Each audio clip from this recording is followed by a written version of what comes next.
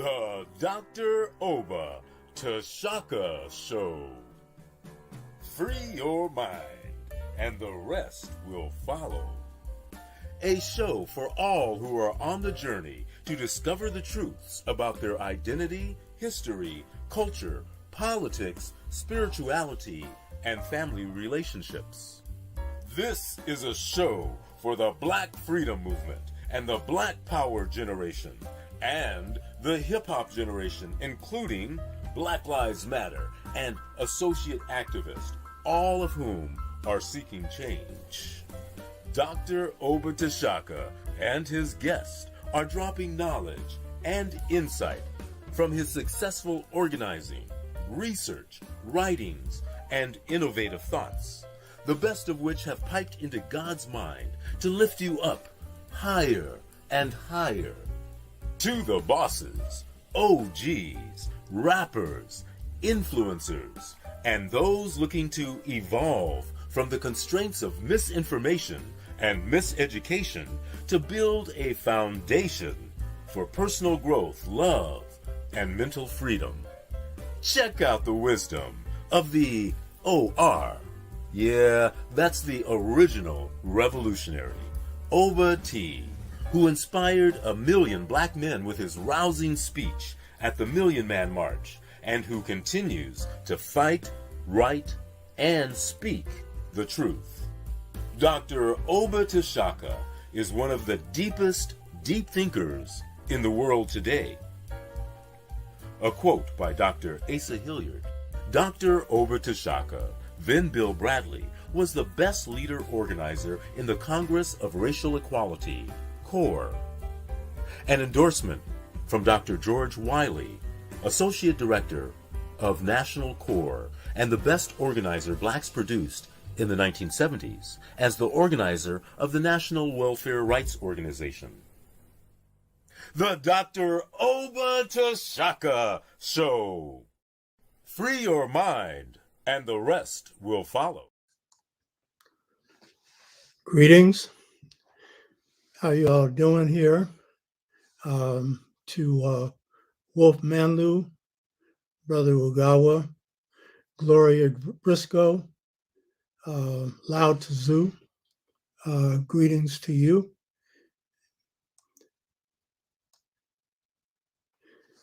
Today, we are going to do part 3 on stateless African societies. Before that, I want to just encourage people to hit the like button if you like the show, and encourage people as they come on to do that. Any new viewers, hit the subscriber button, and you can purchase my books through Gumroad and make donations to the show.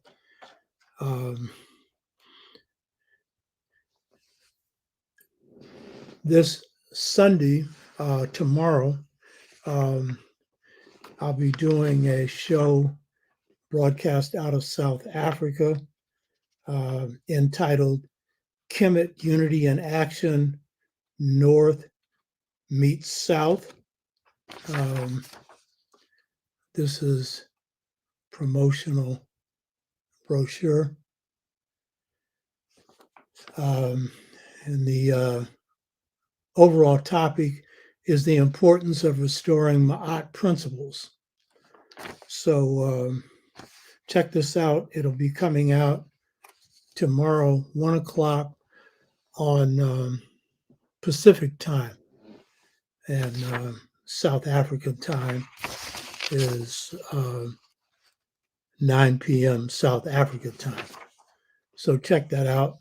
Brother Ogawa has been working to get me on other shows, and this is one piece of his work there, you know. Thanks, brother.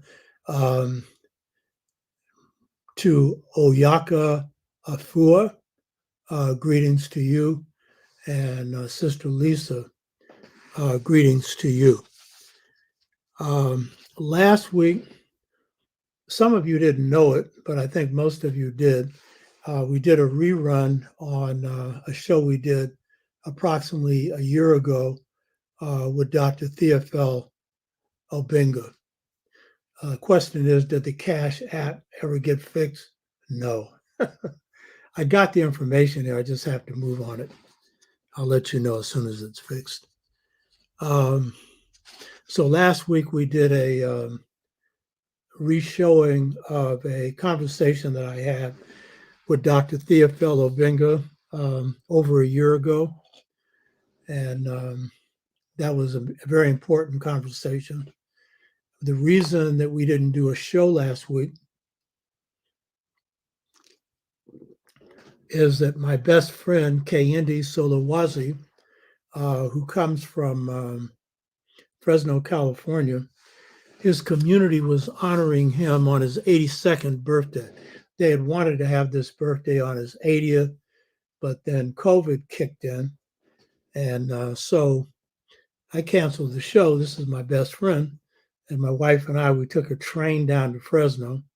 And then Sunday, the community turned out for him. It was just absolutely beautiful. Kendi has been my good friend for 50 years and my best friend for many years. It takes you a while to figure out that this person, this is the best one in my life. And he's my best friend because he's the best man next to my father that I've ever known, a really beautiful brother. We share a lot of things in common. He was chair of Black Studies and then Ethnic Studies at Fresno City College. He was there for 50 years. I was at San Francisco State for approximately 40. He chaired that department the whole time, which takes something special because if you don't know how to handle it, it can take a lot out of you. Kendi knows how to handle it. He's a master scholar. He's also an artist. The picture you see in the background with brothers and sisters dancing, that's his. He gave that to me on my 80th birthday. So I was privileged to give the address honoring him. And it was pure pleasure. So I have no apologies for missing last week's show. My friend comes before this show. You know what I'm talking about? Huh? And it was a magnificent coming out. People in the community have known him for years because he's also a community organizer. We first met when we were going to the 6th Pan-African Congress and have been tight ever since then. And anytime I'm writing a book, he'll often send me information on stuff that I should read. And it's strengthened my work. And then I talk to him at least once a week. So it was pure pleasure to see him being given the honor that he deserved.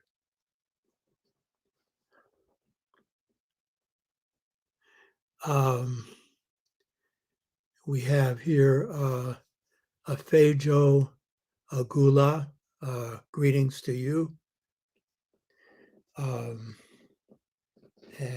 So Brother Wolf Menlo said he's not a friend, he's your family. Yeah, he's my friend. He's in my family, but that's special. You're not friends with everybody in your family. Did you know that? And definitely, it may not be your best friend. In some cases, it is. So this was very special. People asked some comments a couple of weeks ago on what was going on in the Sudan. I think you probably figured that out, but there's a conflict going on right now in the Sudan that is a outgrowth of a number of things. There's been a popular revolution in the Sudan, and they threw out their military leader who had been in power for over 30 years. The people threw him out. And they were very creative. They set up block structures and whatnot. They were communicating and orchestrating strategies, because it took a lot to throw out a military regime through peaceful struggle. And once he was out, then the people wanted to be able to install a government that represented them. And what ended up happening is two generals who had serviced this previous leader began to contend for power. Foreign powers like the US did not focus on really supporting the people. And so they tended to be more supportive of one of the two generals, one of whom leads a group that comes out of a paramilitary operation called the Janjaweed, and they had been very oppressive of the people in the past. And then the other grouping comes out of a trained military leader who's close to the dictator in Egypt, Sisi. And so these two have fallen out over the issue of who would run the country.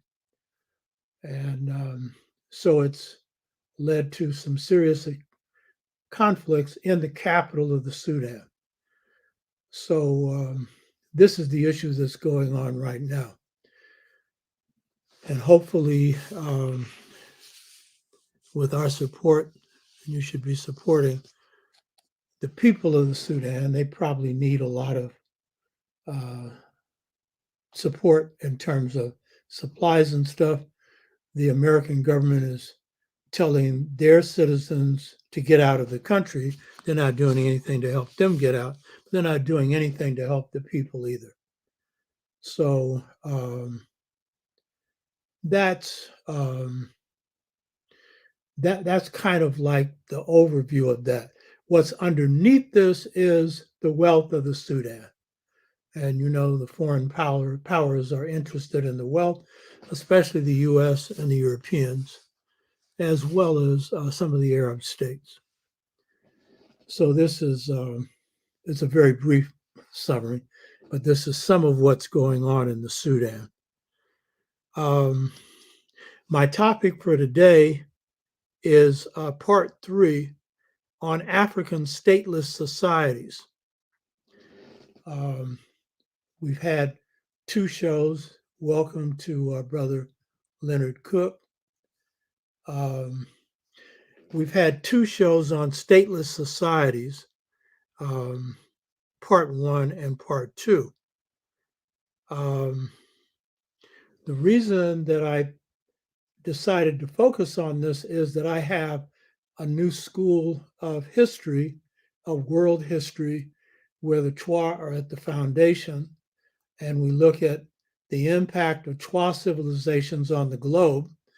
And then from there, we look at the just society paradigm coming from the Twa that serve as the organizing principle, not only for the Twa, but for African societies that follow.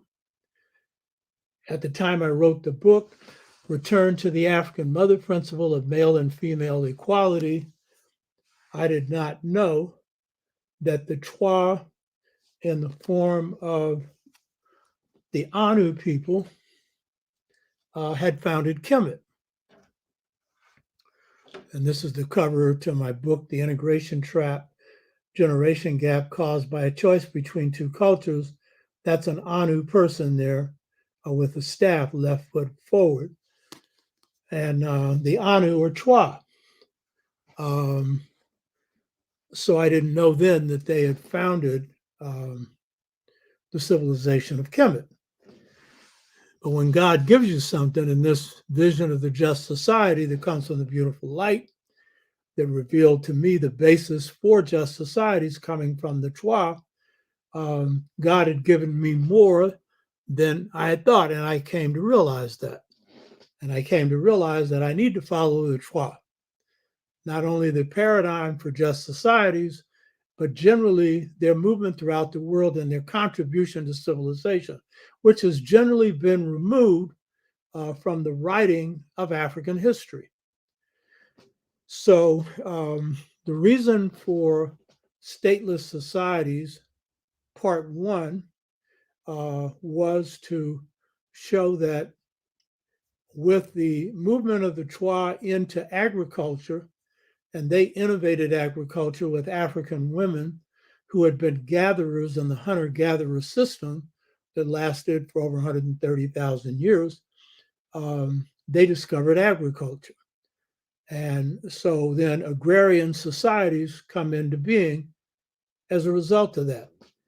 And so my first of this series was to explore the birth of democracy post hunter-gatherer societies, because the hunter-gatherer societies gave birth to democracy,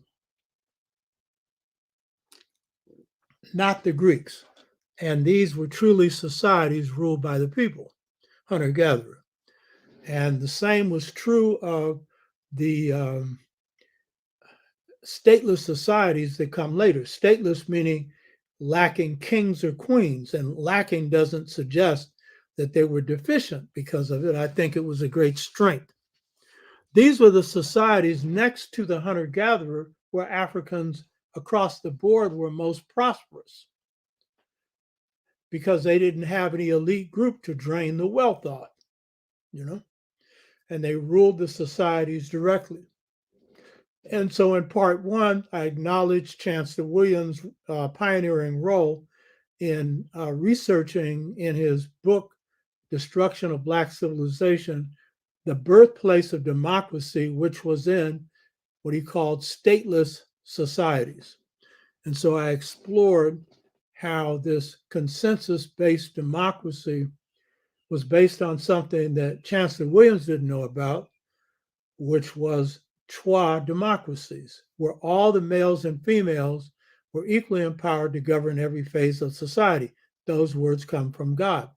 A lot of you are going to have trouble with that, but I cite my sources. And in this case, I was privileged enough to get this insight, and this is a big fat breakthrough in history, because they give birth to the most just period and most creative period of human civilization in the history of the world. So I don't start with Kemet. I start with its beginning. The Kemites wouldn't either, because they knew that these Anu gave birth to them. They also had a high regard for the Twa, which the Greeks incorrectly call pygmies, which to them is an insult because it means dwarf-sized people. They were fully grown people, not dwarf-sized. So that was part one. Part two focused on a specific stateless society, and for a number of reasons. The Igbo, IGBO, they make up a significant part of Africans in the diaspora in the Caribbean and in the United States. But I selected them because they are a classic example of how the African family formation coming out of hunter-gatherer societies influenced the stateless societies. And so in part two, I focused on twinlineal democracies, a new term that I've created based on the vision that God gave me of the just societies, the Kung-based Twa societies, where all the males and females were equally empowered to govern every phase of society.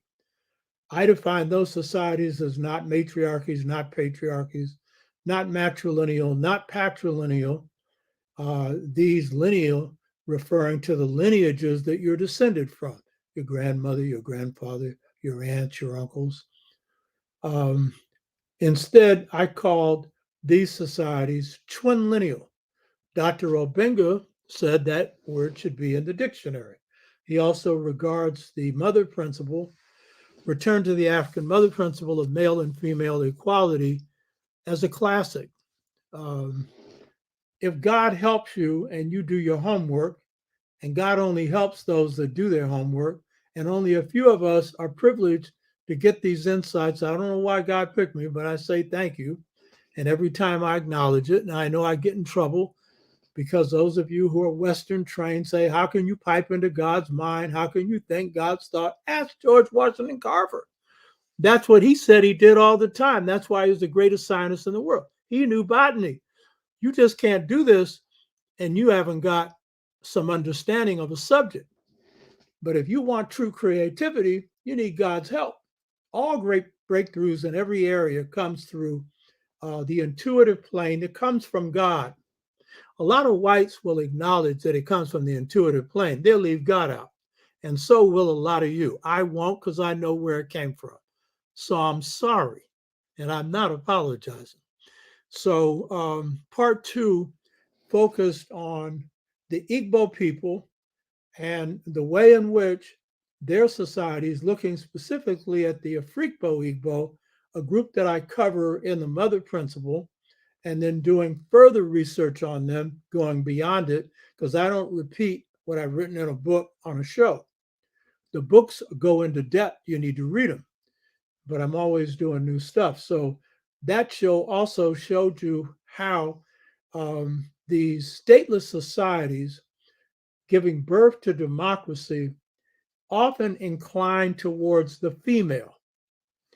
And in this previous show, I showed you how the goddess figure was real key in these societies.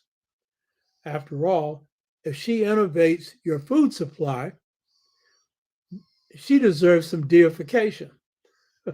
She got it anyway, you know. So that was part 2. So today's topic is ancient Kemetic, Egyptian, and Dogon symbolic philosophy.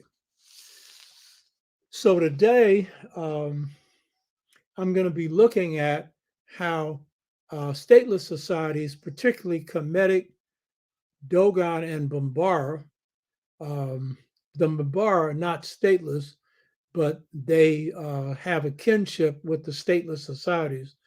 I want to show how they generated deep thought, because we tend to think that if you haven't built giant pyramids, you haven't done deep thinking. And you'll see here that the pre-dynastic, what's called pre-dynastic, a term I reject, because the first dynasty in Kemetic was not 3100 or 3200 BC. It was the dynasty founded by a Tsar that goes back much further. I've covered this in a series on ancient Kemet. So today's subject will be dealing with how deep thought, what the Dogons call, that's Jacob Carruthers' term for philosophy, the Dogon call deep knowledge, or in general, the world calls philosophy, how this was shaped. And it was shaped in stateless societies. So that's the focus for today. And so you're going to get a different angle on this than you usually get on this discussion, because it's usually an intellectual discussion stripped of spirit. A lot of our scholars have been trained in the Western, we all have been trained in this Western mode, or most of us, and therefore have been taught to fear the things that white boys either fear or don't want you to touch.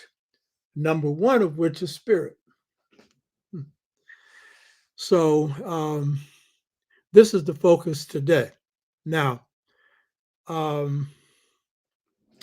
there's some key overall questions. I'm still looking at this, so this is just some of my conclusions right now, and you may have your own about why is it that stateless African societies without kings and queens could be so creative.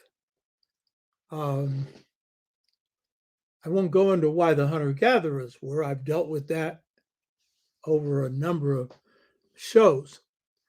One reason is that the stateless societies had no state to impose restrictions on them or their will over them. Wolf Manlou said the reason why a lot of us who've been trained in the Western system don't deal with spirit is they cannot fully comprehend spirit. Yeah, that's part of it. And part of it is they've led to be afraid of it. They've been led to be afraid of it. And they've also been taught that it weakens you. I'm quoting a major scholar whose name I'm not going to name. And some of them coming out of holiness church experiences where they inherited a great speaking style and other things, see this as something that just isn't academic. You know what I mean? Well, we are spirit, right? In a body. So you're rejecting yourself if you reject that.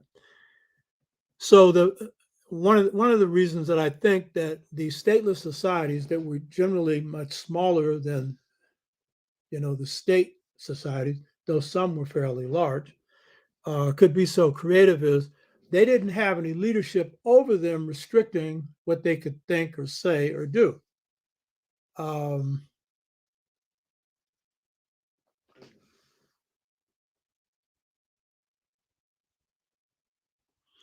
Cynthia Cornelius, MAED, she wants to know, she says, Dr. Tshaka, please advise us of the dynasty period that specifically focused on ancient Kemet. Okay, I've covered this in a series. You should go watch this series on ancient Kemet. But just briefly, that's from 10,000 BC to 31 to 3200 BC. So what's not covered by virtually all of our scholars on ancient Kemet is 10,000 BC to 33 or 3400, preceding what's called the First Dynasty, which it is not. And so since all the elements of civilization were created in this earlier period, the question is, why wouldn't you study it? Dr. Finch has a book out now on this, and you should read it. I think it's called Ancient Egypt. You go to his website and you can order it. I want to read his, and I'm doing my own research on this. This is a part of my overall exposition on world history. That's why we're looking at stateless societies, because it's the second level of civilization to develop after hunter-gatherer. No, from 10,000 BC to 3,400 BC, not 34,000. Anybody that says we were around then, that is generally, proof of that.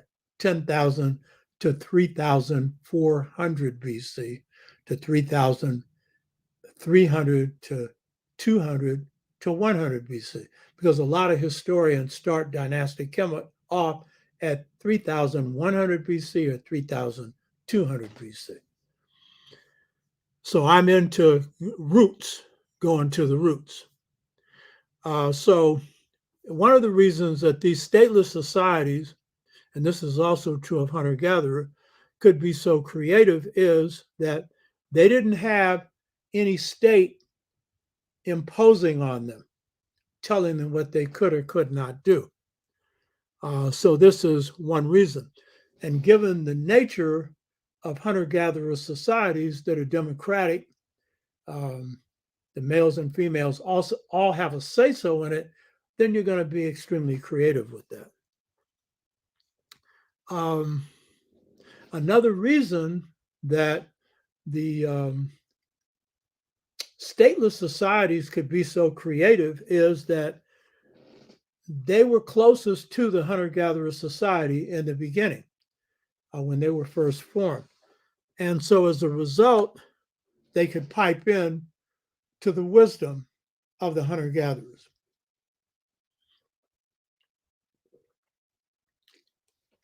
And as I pointed out in one of the early shows on the Twa, they were the civilizers of these first Africans. This show hasn't so much featured focused on that because I dealt with that before. So I did a section on Niger-Congo Bantu civilizations and showing how the Bantu people were civilized by the Twa. And these were the taller Africans who had embraced the agrarian order, but were wild. And so the Twa brought them in to civilized behavior. And so some people say, well, how could that happen? I'm quoting what the Bantu said. So they say how it happened. The Twa were civil and civilized, closest to God, and therefore they could introduce them to the elements of civilization. So ancestral power, they were able to pipe into Twa ancestral powers, which for all ancient and traditional Africans is fundamental because it's the spirit of your ancestors that you draw on for direction, wisdom, and prosperity. Third reason that the stateless societies could be so creative is that they drew directly on the just society model of male-female equal empowerment. And I'm the first one to define this in the history of African civilization. I'm the first one. God gave me this. I didn't create it. All discoveries that come from God, like the theory of relativity, Einstein didn't invent that. He discovered what was already there. That's what the light of God gives you. Huh? So people that don't believe that I could pipe into God's mind, well, the proof of the pie is in the pudding or in the eating. And this model that was revealed is so accurate, it fits better than a good fitting shoe. And it fits globally. So these stateless societies could be so creative because they had a balanced male-female input into all phases of decision making. Now, I don't want to make this sound perfect. You had some inclining more to the female, some inclining more to the male. The balance that you have in hunter-gatherer societies is not maintained at that level in the stateless democracies. The other thing about these stateless societies, they were small and generally peaceful. Now, they weren't always peaceful. I'm sure there were times where they, had conflict, but not much. But generally, these were peaceful societies, and peace enhances creativity. Though, as I pointed out before, times of conflict can also be times of creativity. The 60s was a period of great conflict and great creativity. So it's not that conflict rules out creativity. In fact, it often inspires it. But when you're living in peaceful societies where everybody's got to say so, you can come up with all kinds of stuff, Since women in innovated agriculture, coming out of the gathering activities, gathering wild fruits and vegetables that grew either in the forest or the desert or wherever they lived, women therefore were very central in African women in founding these societies and playing a leading role, because now the food supply is heavily dependent upon what you grow. And they're the masters of this. And so in most African societies, it's the women who are the agriculturalists. And that's another reason why in part 2 of this, I was focusing on the African goddesses. Women would be deified in societies like this because it's peaceful, and a lot of the prosperity is coming from the prosperity of the agricultural system, with men doing the hunting, cattle tending, and defense if and when there was conflict, of which there was very little. So then that is a major reason why in these early societies, the women were central. Ancient African mindset. Did the Twa also bring civilization to India? Read that India was once referred to as East Ethiopia. The Twa brought civilization to the whole world. They were the world's first and only people for well over 100,000 years. They go back 149,000. You need to go back and watch my series on that and do your own homework. So they're all over the world, including India. But the people that are conquered in India are Black people that prefer to be called Dalits, that have been called by those that conquer them untouchables. They are the ones that established that civilization, but it grows out of the earlier civilization of the Twa, who, in the case of China, were called Ainu, A-I-N-U, the same people that founded Kemet, A-N-U, the same people in Japan, A-I-N-U, Anu, the same people in the Philippines, the same people all over the planet. And that this isn't studied is ridiculous. And to treat them as some quaint group to be left in the field of anthropology is a joke, you know. So that's a reason for that. So these are some of the reasons that these societies could be so creative. And again, they're ancient. They're going way back. So they're close to roots, ancestral roots, and other roots that we'll see in a minute. Yes, the Twa are also called Mbuti, as Wolf Manu points out.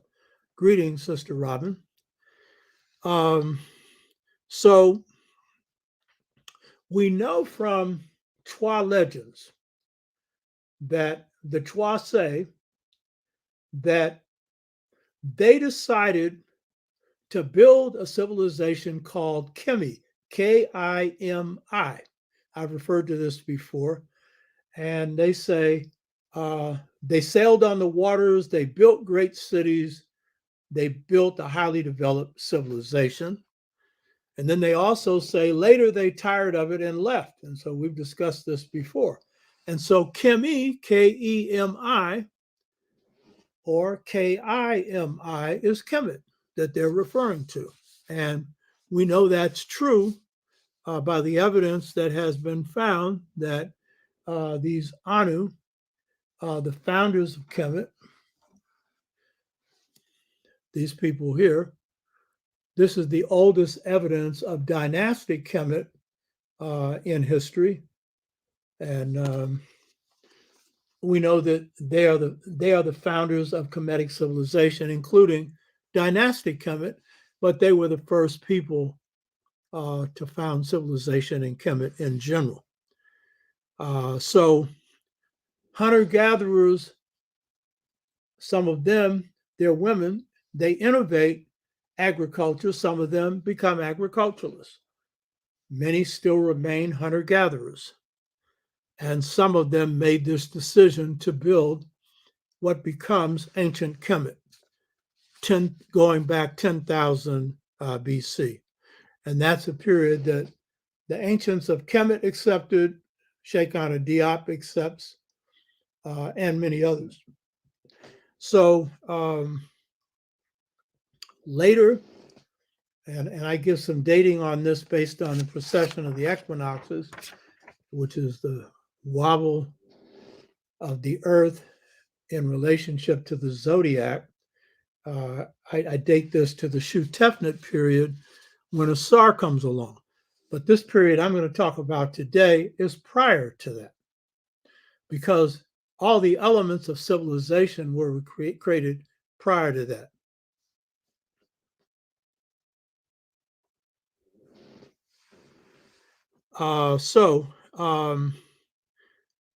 As you've seen, the founders of Kemetic civilization And the creators of Pharaonic civilization were the Anu people, Twa or Kun.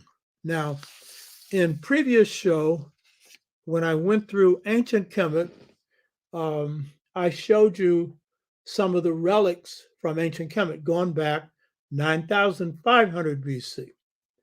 And one of those ancient relics in the 9,000 BC period was a carving of what some people call the Venus woman, but is generally the carving of a Kun woman, because these are the Twa, who are the world's first among the Twa as human beings, according to mitochondrial DNA.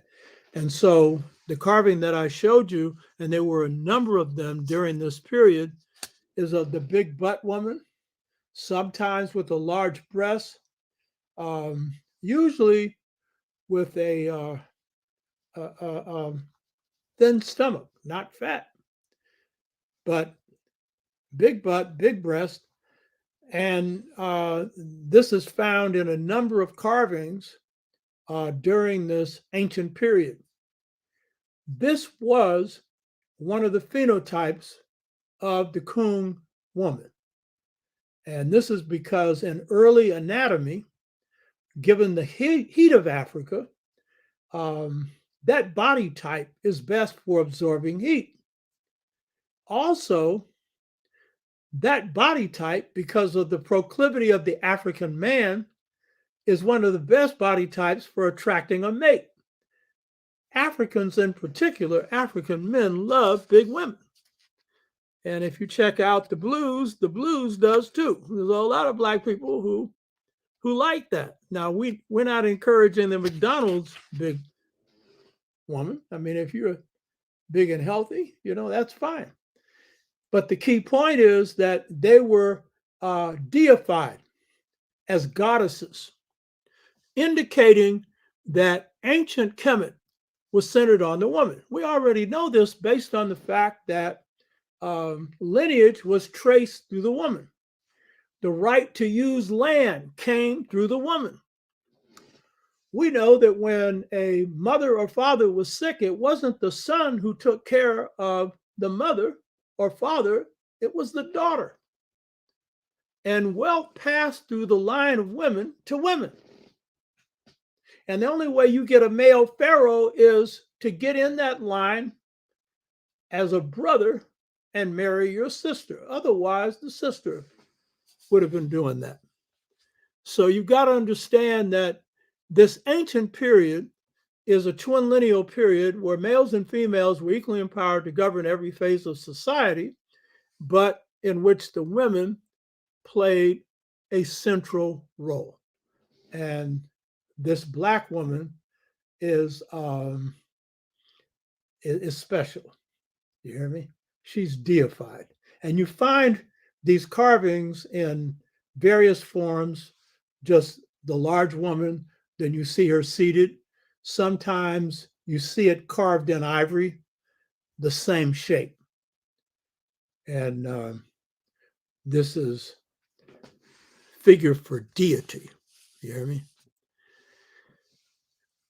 And it's one of the reasons that Sheikh Anta Diop said in ancient Africa, there was no systematic abuse of African women. They were too powerful, and not just too powerful, too respected, too loved. Anyone that's civilized is going to put their mothers in the highest position. And then those next to her, their daughters, their wives, their grandmothers and great-grandmothers, and so forth. And then the goddess. You hear me? Now, one of the things that's important to get straight is Kemet gives birth to writing. But writing comes out of an oral system. And the early founders of Kemetic civilization, because today's show, the topic is Ancient Kemetic and Dogon Symbolic Philosophy, and also cover Bambara somewhat. It's very important to note that in the beginning, of the formation of Kemetic civilization, these were oral people. They developed writing later. And that's because they're coming out of hunter-gatherer societies that were oral, and these first stateless societies were oral. And you tend to downplay the value of that. You know what I mean? Well, the Kemites valued the oral over the written, and that is why they made writing conform to oral standards. So Dr. Jacob Carruthers, in his book Medu Neter, one of our great scholars on ancient Kemet, though not the ancient period I'm talking about, he dealt with dynastic Kemet. He's one of my teachers. He made the point that in describing the language of Kemet, it was a moving language, the writing. It imitated speech. So writing conformed to oral standards. And so the writing of Kemet, when it's developed later during this ancient period, it's a walking, talking, doing language, to paraphrase Jacob Carruthers. And I know he was thinking of the Holiness Church because he came out of, his father was a Methodist minister, hardly holiness, but appreciated that dimension and would sometimes talk about it as Doc Ben did. You know, that's stuff that's coming directly out of your African heritage because it's spirit-based. Too many of us who study ancient African history, Kemetic history, history in general, or whatever, if we got some kind of university degree, and some of us even without it, we've been trained in the Descartes, D-E-S-C-A-R-T-E-S, Descartes. Descartes was the thinker in French thought that formulated what I call despiritualized thinking or linear thinking. It's also called the Cartesian method. The Cartesian method separates everything into categories. And you call yourself Afrocentric, but most of our Afrocentric scholars do the same thing. And to an extent, you have to, in that you're going to be talking about different parts, but only to an extent. Because if that's the whole of how you see Africa, then you only see the part, you know? So in this case, Africans who approach history this way, and most of our scholars do, they've left spirit out. And so when you read most of the accounts on ancient Kemetic civilization or Ghanaian or Dogon or Bambara or Yoruba or any of the rest of them, spirit is often left out. In fact, I've read very few books on Kemetic civilization that deal directly with spirit. Someone like Swallow Deloops does it in a theoretical way, but not in the appropriate way in which it is at the foundation of the organization of the society. And so this is really key, bringing in spirit at its foundation. So the founders of Kemetic civilization, and it's true of the founders of all other civilizations, starting with the Twa, did not separate spirit from matter or the spirit from material things or the spirit from the body or the spirit from the mind. They were all one. And so they viewed spirit and matter as one, and we should because we're spirits in a body. That's basically what we are. But if we get trained into this despiritualized lower mind system, I have a show that I deal with this, then what happens is you can often shut yourself off from the light that is within you. I gave an example in a previous show. When the earthquake occurred, I think it was 87, whatever, I was at work and my spirit told me to leave. This was 4 hours before this earthquake took place. I was then in a PhD program. And so I wasn't supposed to be there until 4. And I said, well, why should I leave? But then I said, Spirit never tells me wrong. So I left 3 hours earlier. Had I left at the time that Spirit, that I would have normally left, the Bay Bridge had opened up. The Dunbarton Bridge, one of two of which I would have been on, collapsed. My car could have been going into the ocean, or it could have had the top level of the freeway collapse on my car. Huh? I didn't know why I should leave early. I did. And by the time I get to this program, by the time the earthquake comes, the building is shaking. I'm not even moving. I don't have any fear, but I know getting under a door or something, a table at this point, I mean, if the roof is collapsed, it ain't going to do any good. You know what I mean? But that's the part of you that some of us have been taught to discard. But most of you know, if you discard this one, you're in trouble, especially on something you never know when it's that thing that, you need to really be listening to,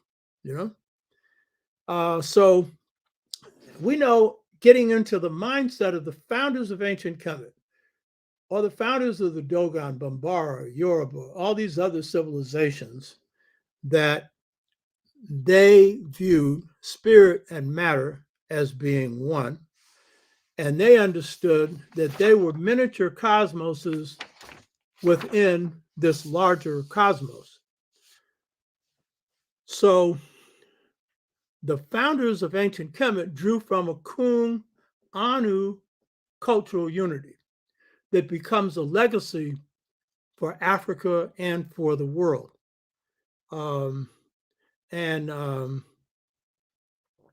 They understood, their view of the world and of the universe was the world as a whole is a whole which is interconnected, linked together, and interrelated. They understood that. You understand? This was basic to how everything operated. And we know that's true today. We know. And in fact, the Western material paradigm has collapsed with global warming, with the war that Western man has waged on nature. Now, nature's coming down on our heads. And this planet will soon be uninhabitable by the end of this century, if this global warming phenomenon caused by the burning of fossil fuels and many other things is not stopped or seriously reduced, but stopped is what is needed. So using the Cartesian mind, Western man has proceeded as though what they're doing is all separate and has no effect on anything else.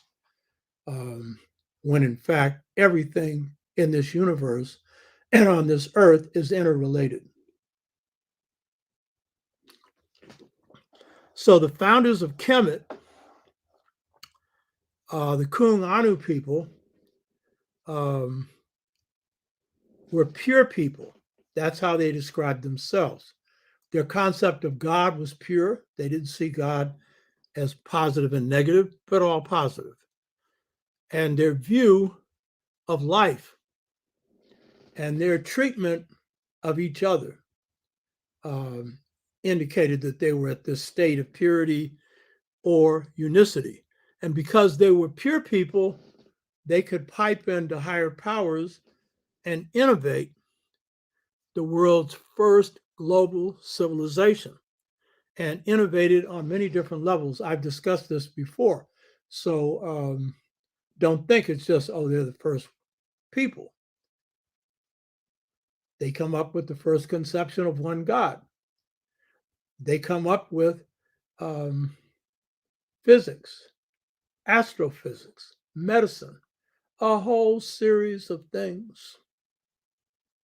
Because one of the key things about hunter-gatherer societies and the agrarian democracies is when you're living in societies that are balanced, where one group is not oppressing the other, then you're closer to nature.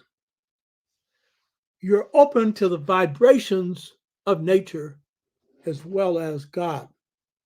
And that's where creativity really flows. And if you've been urbanized, as we all are to some degree, and you get a chance to get out in nature, camp out, do whatever, you will find that faculties that have laid dormant begin to arise. And because you're in harmony, with the deer, with all of the creeping and crawling things. And,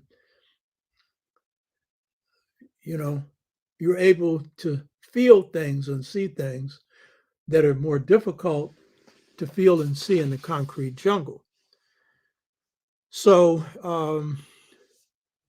the innovators of Kemet were these pure people, the Anu, who decided to experiment with civilization, but they come in with an openness based on their purity, along with this twin lineal system where they're free to create.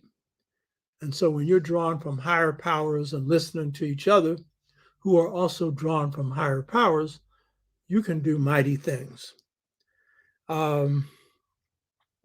So the founders of Kemet, the Anu, carried these high powers into Kemet, living in harmony with God and the cosmos. And they found the philosophy that is the basis for Kemetic philosophy. And in one of the early shows that I did on the Twa people, I noted that the root of Ma'at is Masuri, Maassouri. That precedes Ma'at. Masuri comes from the Twa, Kung and other Twa people. It means straight, upright, just, truthful. And from this comes this term Ma'at, created by these Anu people in this ancient period. But I really want to stress, as I stressed on the Twa series, the difference between the Twa and every other group of people, African and others, is they didn't just talk it, they walked it 24/7. Other Africans tried to, but didn't always do it. But they were the personification of Ma'at in talk and in walk, in their very being. And so, as most people who know anything about ancient Kemet know, Ma'at is the foundation of their philosophy. But it draws out of the hunter-gatherer philosophy of Masuri, and it grows out of this need to practice what you preach. So this is key. Now, when we talk about speech, what we mean from a Western perspective about speech, and too often we find ourselves taking that perspective even when we don't intend to. The African meaning of speech is very different from, and I'm talking about ancient and traditional, and to the extent that we today are practicing it today, the African meaning of speech is very different from the European, Euro-American, or Cartesian meaning of speech. First, for African people, speech is a gift to humanity from God. This is the first thing, and this is a universal, because what I'm talking about here deals with cultural unity that applies throughout Africa.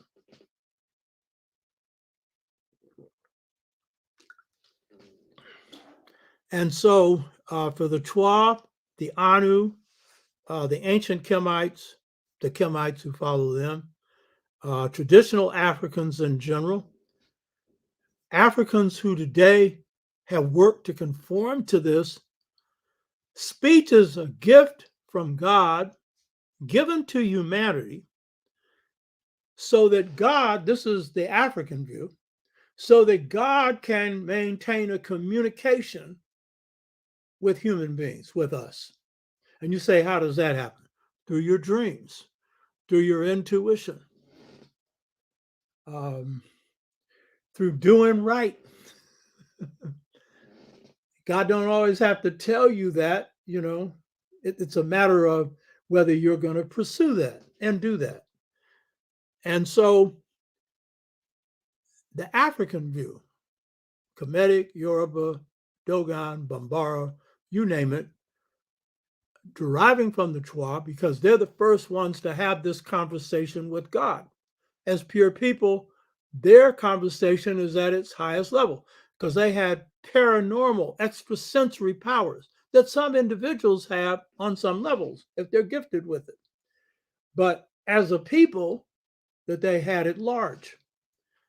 And so, according to the Bambara, when God is creating all the entities on earth, he creates 20 entities. But according to the Bambara, what's absent is God doesn't find an interlocutor, a companion, someone that God can communicate with directly. And so God mixes the 20 elements together and comes up with the 21st. And the 21st are human beings. By the way, for me, this just happens to be the case. I can relate to this because 21's my number. By the way, numbers, see, again, the white boys despiritualized everything. Mathematics is one of the highest spirit systems going. I am not a great mathematician, so I'm not here to demonstrate my skills, but everything in this cosmos is attuned to mathematics. And mathematics aren't just quantities. That is, it doesn't just measure numbers and quantities, but it's an entity. That is, it's got a spirit force. For me, when I was born, I'm an astrologer. A lot of you all have trouble with that. That's God's system. You ain't got no trouble with psychology. That's Freud's system and Jung. And Jung was much better than Freud. But it's dealing more with pathology. You feel more comfortable with that than the system of astronomy, astrology, which we'll be discussing here today, especially astronomy, that the Kemites gave birth to. I've quoted this before. Herodotus. We quote Herodotus on everything. Most of our scholars will leave this one out. He said, for the Kemites gave birth to astrology, and by the time, date, year, and month of a person's birth, they could tell you his character or hers and the course of their life and how they would die. Most astrologers, and I've been one since 1963, my sister and I did a couple of shows on this. You should watch it. Watch them. Most astrologers today would not claim that they can predict somebody's death, and I certainly wouldn't want to, and I don't want anybody predicting mine. I don't want to know. But the key point is that the number system is both a quantity and an entity. So when I'm born, I have 3 planets, 21 degrees. I have a planet in Mercury. No, excuse me. Neptune, 21 degrees. I have a planet in Uranus, 21 degrees. And yes, a planet Mercury, 21 degrees. 3 planets, 21 degrees. Now, I didn't know about astrology until 1963. But when I'm 21 years old, I joined the San Francisco Freedom Movement. You hear me? The 21st day of every month, something happens. And that something is change. And by the way, most of the seasons are marked by 21. It's a number of change. My 42nd year of my life, I went through this great life crisis that I've talked about. And my 63rd year of my life, that was another transformation, a separation of a marriage that wasn't working to prepare me for a better one. You understand? But the key point is Numbers have a spirit force to them, but I'm going off on this, but I'm making the point that for the Bambara, the 21st thing that God put together made human beings, and therefore made beings that God could communicate with and who could communicate with God. And of course, we're more privileged than God is in having that communication. So speech, therefore, being a gift of God, has a special role in African thought and in African life. In Kemetic thought, but this is true in Bambara and throughout Africa, because this is a cultural unity, you make a mistake in just studying Kemet. You should study Africa as a whole.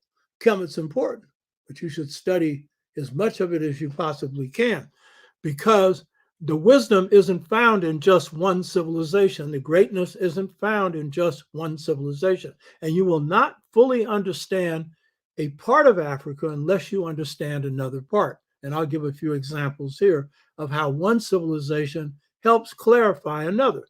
And it's not always Kemet doing that either. So in the case of the importance of the word, Africans believe that as speech comes into being, as a human being comes into being and is able to speak, they're able to have a communication with God.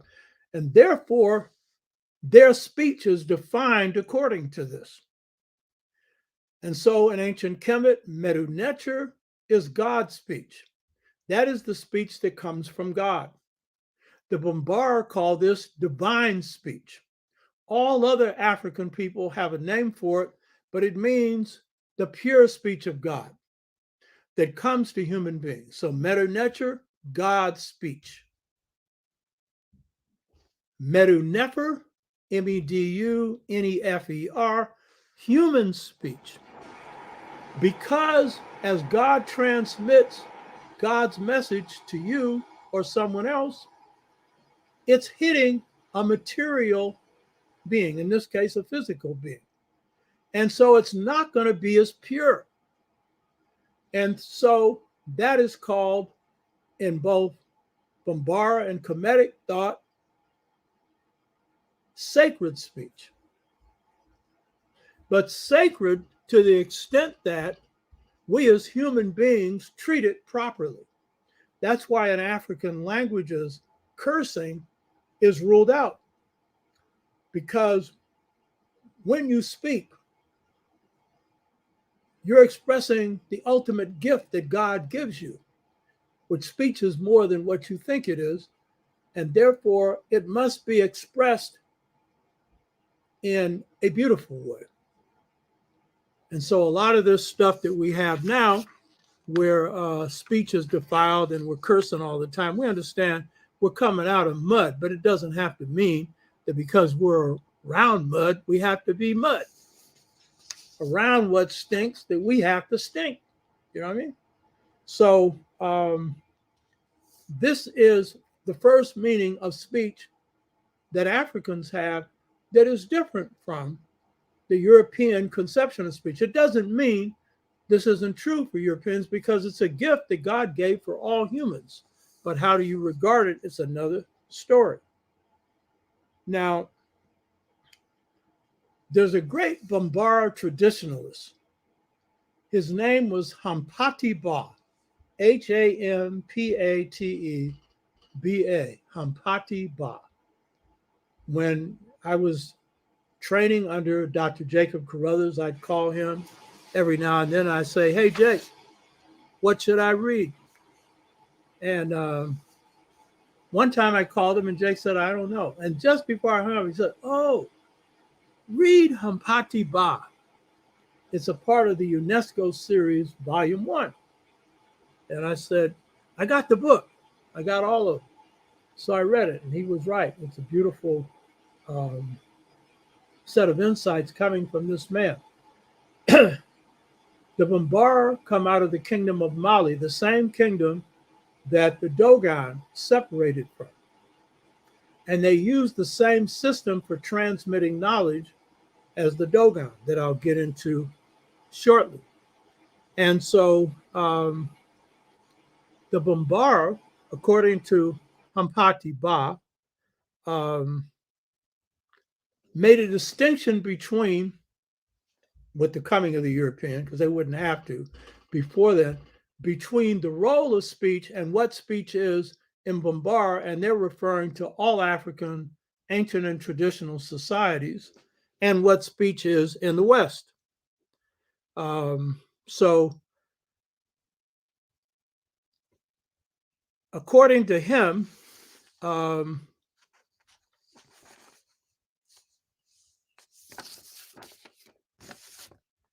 Mangala, who is God, conveys speech in a different way than it's conveyed in the West. That is, God's speech is a totality of words, a totality. This is true in the Twa, Bambara, Dogon, Kemetic, ancient African, traditional concept, and for anyone that is tied into the experience of communing with God. They'll find that this is accurate as a definition, that the speech of God is a totality, a totality. And he puts it this way. He says, the speech, because God is called Ma Ngala. Ma is the term for the human being. Notice one letter's missing, Ma'at, M-A-A. Ma, which is man or woman, and Ngala, which is God, which means every human being has God within them. So it's again giving you another insight into who you are as a human being.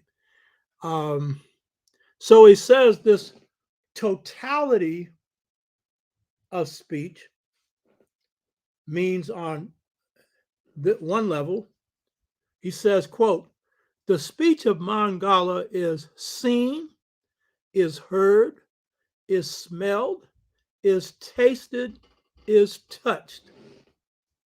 Get that? I found the same passage when I was going through the Pale Fox, the Sodaya level in Dogon philosophy, which is the fourth degree of knowledge in the Dogon system.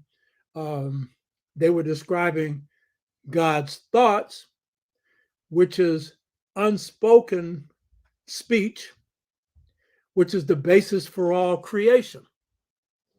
The universe is basically seen in African systems and in the Dogon system as an expression of God's mind. And it is a mind that is total, that is heard, smelled, tasted, and touched. What does this mean? Well, it, on many different levels, means many different things. When God's thinking about something, that's the basis for creating something. So thought and matter are not separate on God's plane. I did a series on this, on the power of thought with human beings, showing that it's true for humans as well. Be careful what you think about, because if you work on it long enough, you're going to bring that into reality. You know, that is the reality of being human. And now that I've reached this plane where I'm more sensitive, I do some counseling with sisters. Brothers don't come to me for counseling so much. And very often it's around brothers, but sometimes it's about them. And I get the but conversation, you know? I really want a good black man, but. And then they put up all the reasons why it probably won't happen. And I said, be careful what you think, because that but is going to happen. You know, you've ruled out what you want, you know? So the point is, thought is the basis for manifesting reality. We are what we think. Elijah Muhammad used to make the point that we are what we eat. Yeah, that's part of it. but it's thought that is really the powerful thing.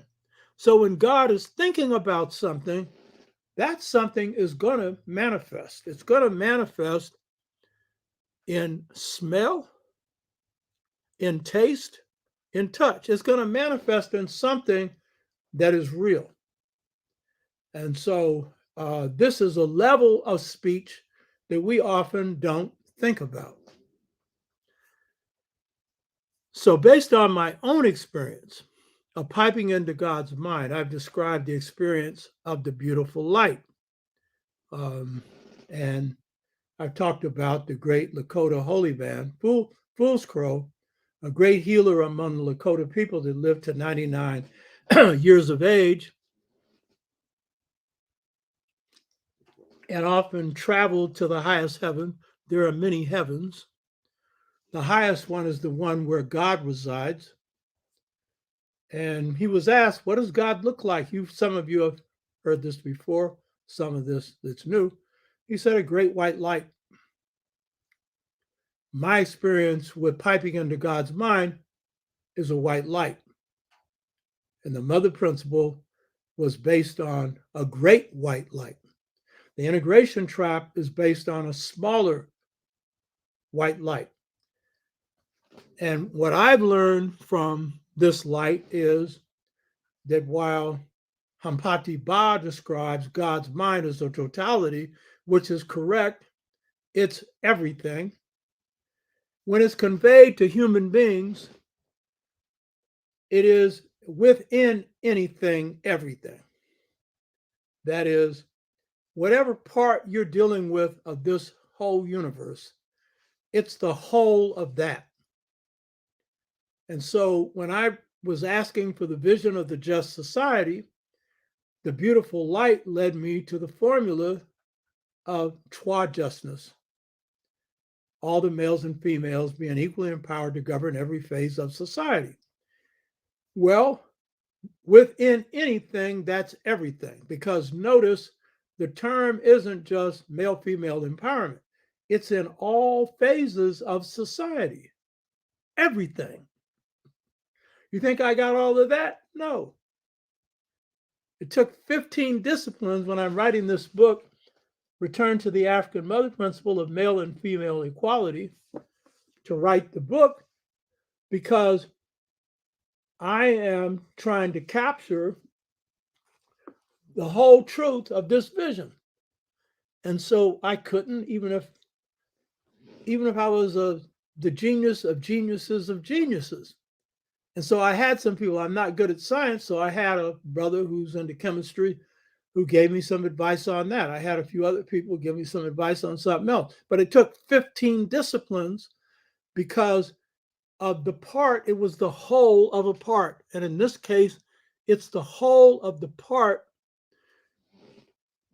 being just societies. And so it's giving me the basis for the totality of a just society. What is the basis for that? This beats Marxism by a million miles, and I'm not anti-Marxist. If you want to equally distribute the wealth, good. But if you don't equally distribute the power, it ain't going to work. That's partially why the Russian thing didn't work, and the Chinese is working the way it is. So within the anything is the everything. And if you notice, every part of what God creates on this universe, DNA, whatever, is a whole of a part. You hear me? And so this whole approach to separating everything is anti-nature. And it's anti the wholeness of creation, because everything is interconnected. So this arises from the conception of God, which is correct, because I see why some people have trouble with the God concept. For example, if your concept of God is God's responsible for everything that happens, well, that's a good reason to become an atheist. Huh? God responsible for slavery, God responsible for genocide because it's occurring under God's watch. Well, there is a thing called free will. You understand? It wasn't Jesus, and I'm not into Christianity, but it wasn't Jesus that put you on that good ship Jesus called, led by John Hawkins, working for the Queen of England. That wasn't Jesus. That was John Hawkins, a white boy. You hear me? Huh? Don't blame God for that. In fact, there's a passage in Medu Neter where it is said that God said that I created human beings, but I did not create wrong. Human beings made that choice. I'm paraphrasing, but that's in essence what they were saying, you know? So a lot of the wrong in the world are choices we make, both those that oppress us and some of us who are being oppressed, doing that to each other. So the African conception of God flows from the Twa conception, that God is an infinite force, a part of which God distributes to everything God creates. In other words, quantum physics shows you that there's an energy in everything. And that is the life force of everything. Well, Africans have always known that. But we have a conception of God that isn't just perfectly consistent with quantum physics and astrophysics, it's the basis for it and everything else. You understand? And so the Bambara definition, and I've gone through this before, but it has special application today. The Bambara, when they are initiating their people into manhood and womanhood at 21 years of age, notice 21, and then for 21 years after, there's training that people go through for 21 years where they can't leave the village. The men can't because they have to be able to defend it. And they're undergoing apprenticeship. The question is asked, who is God? And the answer from the wise people is, God is infinite force outside of space and outside of time. They also say God is unknowable, meaning, this is a great force, but there's much more to this than you'll ever know. Have the capacity to understand. So when the founders of Kemet, the founders of the Bambara, the founders of Dogon, the founders of Europe, the founders of civilization in general, in these ancient periods were founding them, they were piping into this infinite force.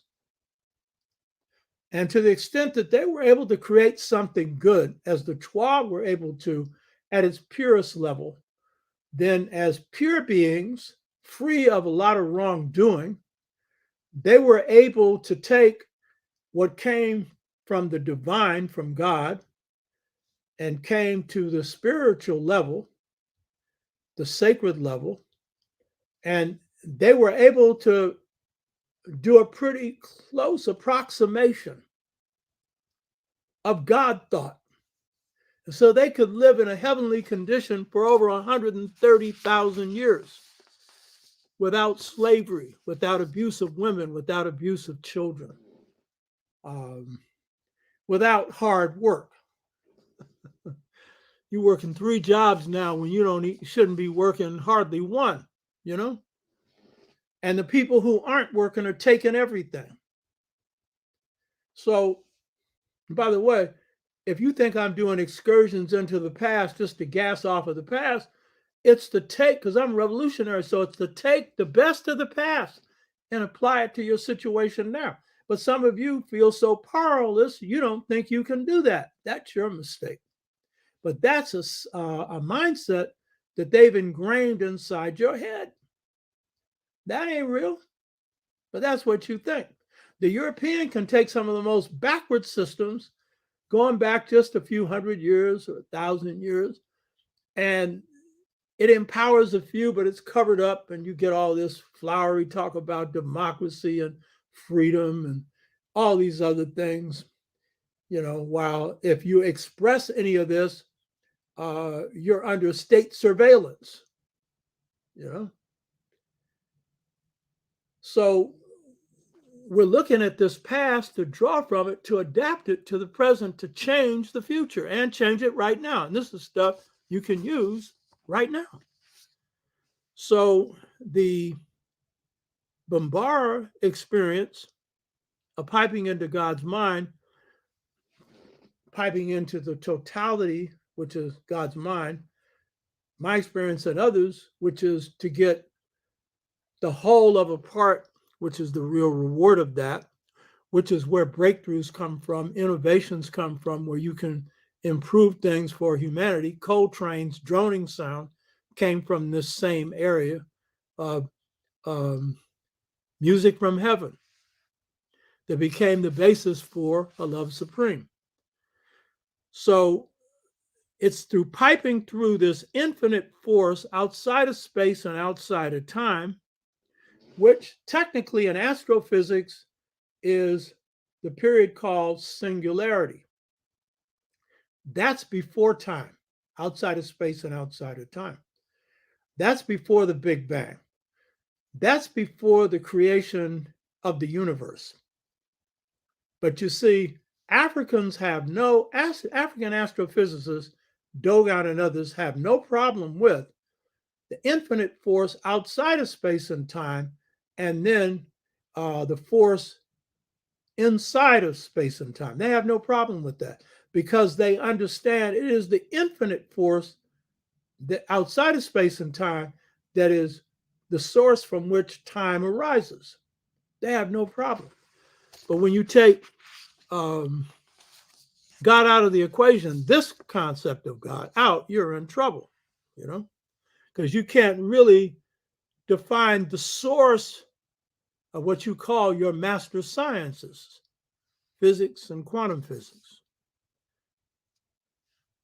So God, in the African understanding, is this, and the Twa understood it. So in creating the world's first civilization, the civilization of the Twa, and subsequent civilizations, Dogon, Bambara, Kemetic, Yoruba, and others, creativity depended upon the creativity of the vessel that received the message. Here's the key thing. And so with the Dogon, it's the Hogon. The Hogon is the priest who is pictured in this leaflet here in the blue. The Hogon can't leave the village because, as an astrophysicist, but as a spirit person, it's believed that if he leaves the village, then the prosperity will leave the village.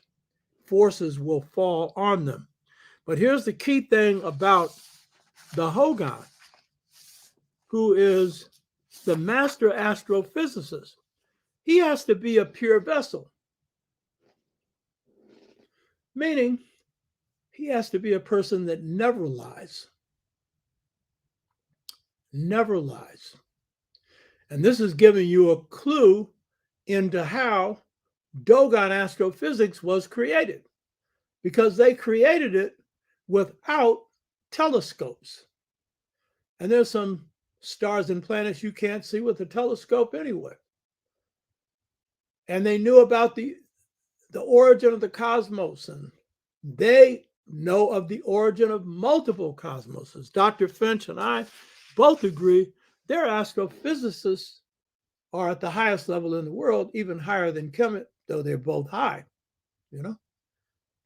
And some of their stuff may have come from the Anu, who retreated out of Kemet with its fall, that is, of Anu power with the first dynasty, which is not the first, 3200 BC, because they inhabited the Bangadiria cliffs that the Dogon later take over to protect them from being converted to Islam. These are inhospitable high reaches of mountains that they live on, So what we see then is that for the Hogon,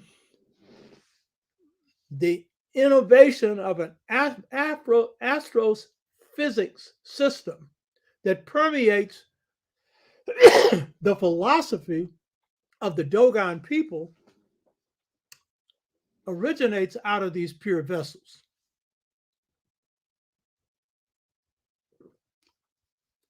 Who pipe into this high realm of astrophysics and innovate it.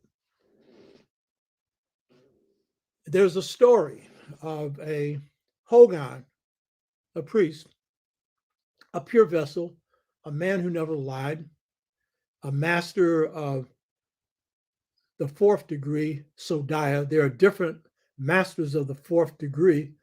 Some of them are masters of one area, or some of them are multiple, some of the whole area of astrophysics and of other areas, because the Dogon system isn't just astrophysics. This priest was in a situation where a woman was escaping death, and he provided cover to hide her, to prevent her from dying. And so when the people came to find her, he had to lie and say that he didn't know where she was. He was doing this for a greater good, but he had to give up his office, because in order to be a pure vessel, he must be free of any blemishes, as the Twa were as a group. And so as you see, as societies move further away from the Twa, then their ability to pipe into these higher powers has got to do with the purity of the people who are piping in. Not all the people, as was the case with the Twa, though I'm sure with the Twa, they had some with greater powers than others. So, and this was, of course, the reason that George Washington Carver was so good. He was piping into these powers all the time. He knew botany, and he knew chemistry, and a lot of other things. But he was a pure vessel, and he would talk about thinking God's thoughts, going into the laboratory and doing creative science by himself, because he's with God, and then seeing what God gives him. That's why he was so bad. So this is the basis for the origin of African philosophy, the origin of African deep thought. This is not the normal description you're going to get. And some people could call this spooknology 101. I don't care what you call it. I know from experience it's the truth, and I know there was a time where I wouldn't have believed it. So if some people are doubtful, I was in that spot at one point. I used to be a see, touch, and smell person. The reality of the situation is my favorite saying person. You know what I mean? I changed. You know that song, everything must change, nothing remains the same. The young become the old, mysteries they do unfold. One of my favorite songs. You know, George Benson's version is my favorite. By the way, he was at the Monterey Jazz Festival 2 years ago performing. For the Dogon, deep knowledge is conveyed through a table of signs drawn on the ground, the same system used by the Vambara. And it's through what's called Aduno-so, A-D-U-N-O-S-O. I've covered this before in some of my previous shows. So means spoken. Aduno means universe. So the conveyor belt for knowledge, which are signs drawn in the sand or on the ground, in the mud or whatever, these are conveying knowledge which are spoken words of the universe. These are words designed to bring you in alignment with the universe. My first initiation into African thought was through Dogon thought. And that was because it was a living system that hadn't been polluted by Christianity or Islam. And because I could access it indirectly. I couldn't go into Dogon country. I couldn't apprentice under Dogon masters. I'm living in my community, engaging in battles and stuff. So it was an indirect apprenticeship. But it helped me realign myself with the cosmos, transform my thinking, which also occurred through the sixfold stages to mental freedom. And so in the Dogon system, and it's best conveyed through a book called Conversations with Ogo Temeli, which is a conversation over 30 days with the Dogon wise man, Ogo Temeli, who had become blind through a hunting accident. He was not a master of Sodiah. He was a master of Giriso, Giriso, the forward knowledge in front of you, simple knowledge. Beniso, Benneso, side word, peripheral knowledge, meaning simple but more complex. And then Boloso, backward, not Backward, Backword, the hidden word. And I've discussed this briefly before. I haven't gone to this in depth yet, but there's a correlation between this system and the African American system of mastery. And the book I'm finishing now is showing how masters have gone through these different levels. So Ogotameli was the master of the first three words. And when you become a master of words in African systems, you have to be those words. So that it's a transformational process.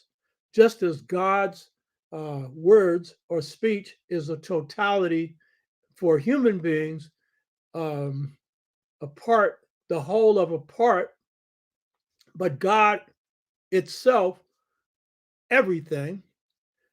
So when you're dealing with this Adunaso system, the way in which you acquire knowledge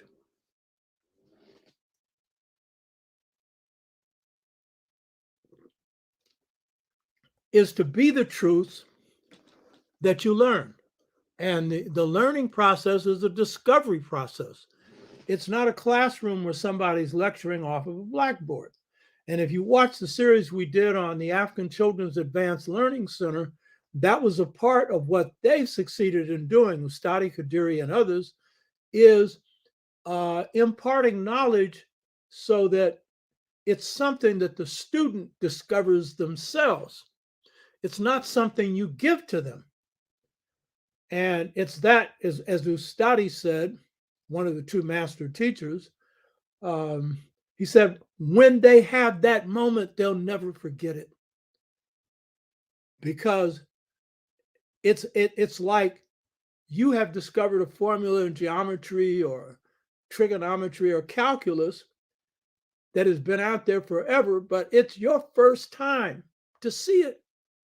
And that's why in the Seba system, which means bringing the light out, which is within, which is the African system of teaching, a part of that involves sight, not memorizing something and repeating it, which is the Western system, but where you see it for yourself. I taught Dogon philosophy for 20 years at San Francisco State, and I never taught it. That's how it was taught. You've got to discover it. I've said this before, and some people have treated it like a joke. That's the way life is. You hear me? The Chinese have a saying, a fall in the pit leads to mother wit. You understand? You'd be surprised what some misfortune can lead to if you have the sight, the insight. Going down can be the basis for bringing you up. I'm not saying go down if you can avoid it. Who in the hell wants to? But if you do, and you're able to pull yourself off and wipe yourself off, and sometimes it's 2 or 3 times. If it's alcohol, if it's drugs, if it's a whole bunch of things that we have to overcome. You understand? But the point is, when you reach the insight, that's when the transformation comes. And that's basically what this system is. So the Dogon system is a system of Adunaso, which the European likes to call symbols, but they are not. And these words of the universe move. They're conveyed through moving Adunaso. So you can relate to them like life. And it forces you to then look at yourself and compare yourself to the Adunaso. Are you in line with it? So in the Dogon system, twinness is a key principle that's conveyed, and it's conveyed throughout African philosophy, not opposites.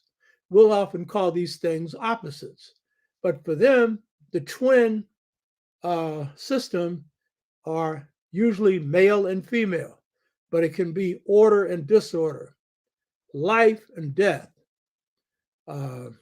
spirit and matter. And it's going to be conveyed to you in such a way that you have to ask yourself a question. Do you see order and disorder as linked or separate? Because if you see it as separate, then do you see it as opposed with one on top and the other one on the bottom? That's the Western way. And generally opposed means in conflict.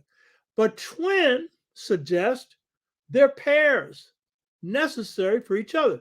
And so in the Dogon thought, one of their twin examples is pneumo, N-U-M-M-O, words, because the adunoso is conveyed through that. And so the highest level of perfection in the Dogon system, in the masculine feminine level, are pneumo, who are both masculine and feminine. That is the seventh pneumo in the Dogon system, meaning 3 times 7 is 21. And 7 is the union of 3, which is masculine, and 4, which is feminine. And so for the Dogon, it's the union of these that leads to perfection. It's the synthesis of masculine, the nurturing, the caring, the foresight and hindsight, the wisdom, the love, the unconditional love of the feminine, and the creative, the masculine, the hardness, the father principle, the seed-bearing qualities that symbolize creativity, as the feminine is represented by the lunar qualities. And so it's when you're able to synthesize these together that you have what the Dogon call perfection. Well, guess what? How do you do that? That's life work. You don't just read that and take an exam. You have to be that. And that's what I had to work on, because that's, with a lot of males, that's our weakness, you know. The feminine side was definitely mine. I've gone through that in other shows. So the point is that the Dogon system, in the smallest of things, is everything. And so going back to the stellar system, the smallest cereal grain in Chiriso, Beniso, and Boloso is a cereal grain called Digitaria exilis, the smallest of cereal grains. And it's after 30 years of working on myself in this 3 degrees of knowledge that I went into this Zodiac system that I discovered, oh, that's Sirius B, the smallest of stars, a dwarf star out of which the Big Bang occurred. You understand? So within anything is everything. That's the African philosophy. But it's the internalization of that aligns you with the cosmos. And that's the African deep knowledge of the Dogon. That's the African philosophy of the Kemites. That's the African deep wisdom of the Bambara, of the Yoruba, of the Igbo, of many others. And it is that thought system which is a part of what you need to save yourself and save the planet today, to live in harmony with this cosmos rather than in war with it. So in conclusion,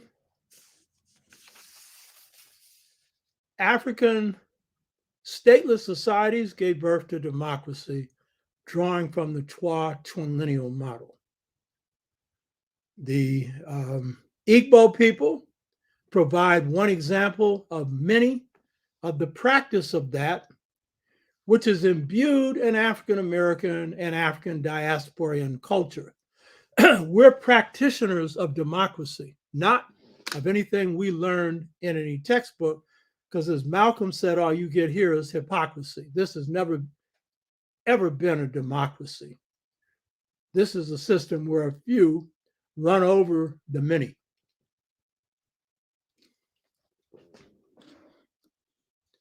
The twinlineal model, which provides the basis for the construction of a creative society called Kemet. At its peak, the greatest achievement in ancient classical civilization in world history draws out of this same foundation. Today, when we're living in societies that are crooked, that are oppressive, where the average person, many don't even have good drinking water, let alone enough to live on, because a few have grabbed everything. This is part of the model for reconstructing those societies. I come out of the 60s, and, we raised a ruckus. I led the only successful Black Power, Black freedom movement in the North. But the system, when they looked at those movements, they realized one thing. One, of course, we didn't have the power to shift the power to a just society, though we could create just people and we could empower communities. But what the people in power saw, and you find this in some of their studies of the movements of the 60s, is we didn't have an alternative to them. Well, you see, while you're dealing with the immediate issues of your food, your clothing, your shelter, a roof over your head, the love in your life, raising your children, doing all the things you got to do, what you should be doing is fighting in your communities for some justice for your people. You need to also have one foot in the future. But that's only when your mind is free, because your behind, as the president of Funkadelic said, your behind will follow. Of course, that ain't what he said. I'm paraphrasing it, cleaning it up. But the point is that if you gave birth to societies that created the highest standard of humanity, the best conditions for living, don't tell me you can't use some of that for today. What boxer goes into the ring and doesn't study the best boxers? What scientist, whether they're in physics or chemistry or biology or botany or whatever, doesn't study the best in their field? What singer doesn't listen to the best singers? What saxophone player doesn't do that? What freedom fighter doesn't do that? I'll tell you the one that doesn't. That's the one that gets whipped. You hear me? And then comes moaning and groaning about how bad the oppressor is. That's his job to be bad. Instead of complaining, put some hurt on him. But the first thing is free your mind, and everything else will follow. Hotep. Hope you all got something out of this. We're deep people. Just draw from what's inside of you. You got the power, baby. You hear me? Just draw from that power inside of you. You can do anything. And it ain't just waiting until the society falls. You're the society. Make yourself better, make your community better, make your family better, and work the kinks out of these formulas that I'm laying out here. And that becomes the basis for creating something just tomorrow inside of yourself today. Hotep.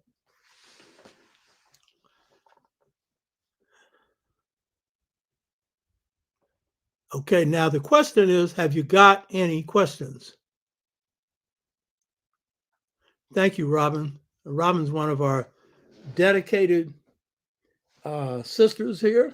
I really appreciate you. Let's see if you got any. And I appreciate Agula, Afidujo, Agula. Where are you from? Put up your country, or if you're from here, Put it up. I'd like to know where you're from. But are there any questions or comments here? Yeah,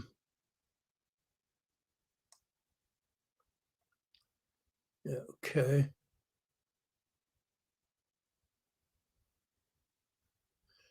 Thank you, Wolf Manlu. Wolf Manlu is a deep thinker himself, so the fact he appreciates anything I got to say, well, that's nice.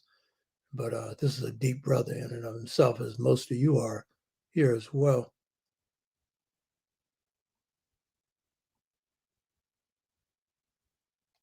Wolf Manlu, that singularity occurred when the I am thought rose as a hill.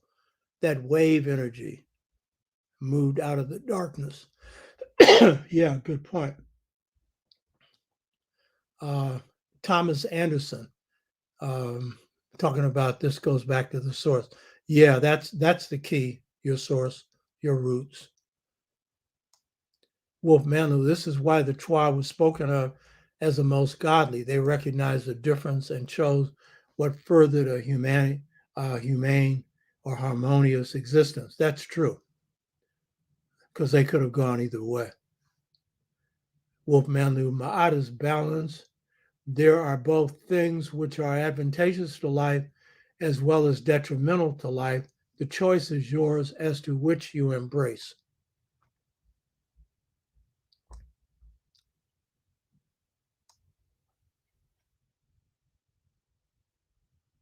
Wolf Manlu, Ptah, the opener.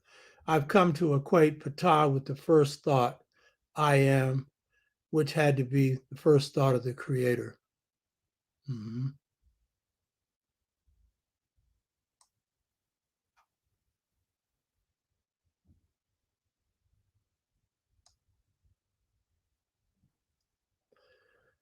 Okay, Abba Nazar. The Agala kings trace their lineage to Anu and Atta, an ancient Kemet, per ambassador Yegba Abdullah Jojo. Oh, interesting. Yeah, very interesting. Share some stuff with me on this site on that. I'd like to study more of that. Wolf Manlu, the precession happens because Earth doesn't spin on a perpendicular axis. There's a tilt, and this produces the wobble akin to a stunning top where it begins to slow. Yeah, that's correct. And it's in alignment with the zodiac. And so it changes the climate on Earth in terms of psychological and historical.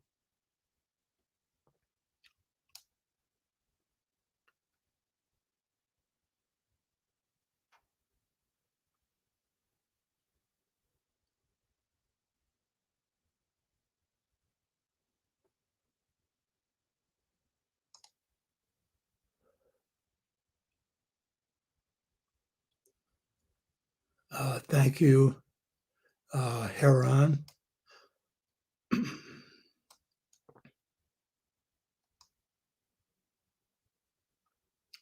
Wolf Manlu wants to know why wasn't I in the Hidden Colors series? Yeah.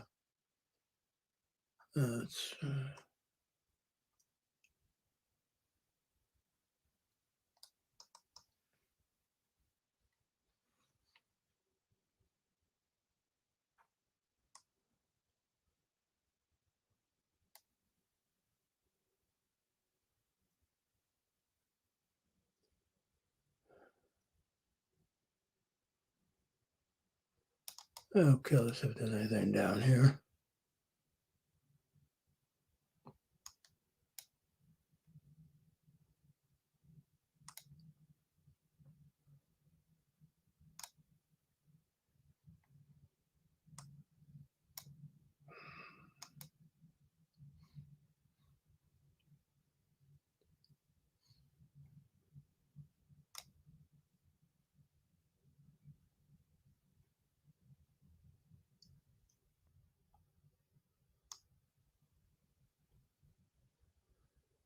Oh, there's some interesting stuff here from Sister Gula. It's an Igala name from Kogi State, Nigeria, the Igalu Kingdom, of Ida.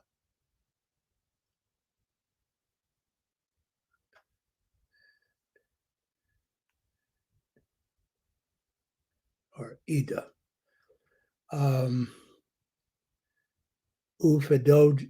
Dojo means the love of God, and Ugala means she who remains will never astray, never go astray. Beautiful.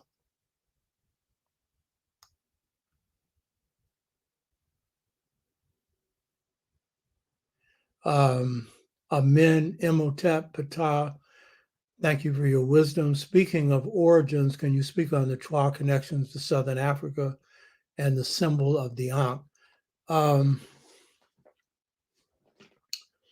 The first Twa come from Southern Africa. They're the Kung people or San people, the same people, Kung or San. And according to mitochondrial DNA, they are the world's first people. And their language, which is a click language, is the first language. So all other Twa come out of them or after them. And the basic foundation of just societies, it's based on their model that all hunter-gatherer societies follow after that. The Ankh, some associate the Ankh with the Twa. It means eternal life in Kemet. Now, when I talked to Obenga, who is expert on dynastic Kemet, he said that generally the Kemetic scholars or the Egyptian scholars don't really know any more about the meaning of that.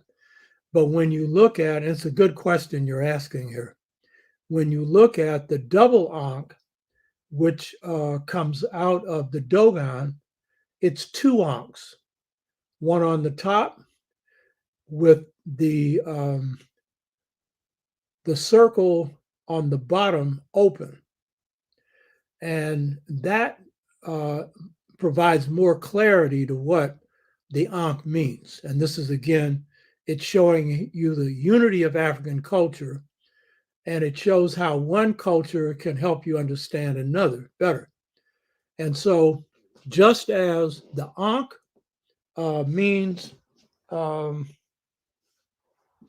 eternal life, I'm trying to look for a copy here, I have one here, but it's a cross, circle on the top, means eternal life. For the Dogon, the double Ankh means life of the world. And so the circle that's on the top, which is what you would have with an Ankh, with a cross underneath it, the circle on the top is the upper placenta. And then the circle on the bottom that is open is the bottom placenta. So placenta carries life. And so the placenta on top is invisible, and it gives source to life on the bottom. It opens to give physical life. So that is giving you a clearer definition of what eternal life means. And then the cross symbolizes north, south, east, and west, water, earth, fire, and air. So all the elements that you need for life. And it's associated with the Twa because the Twa are the source of life for human beings. God is the source, but the Twa are the first humans to, experience life on Earth.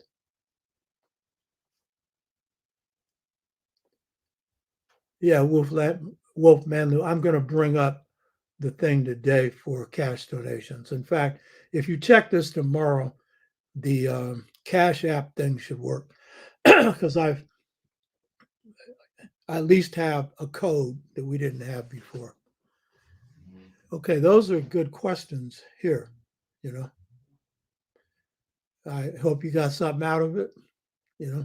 This is always work, but I'm enjoying this. I think this is around the 138th show that we've done.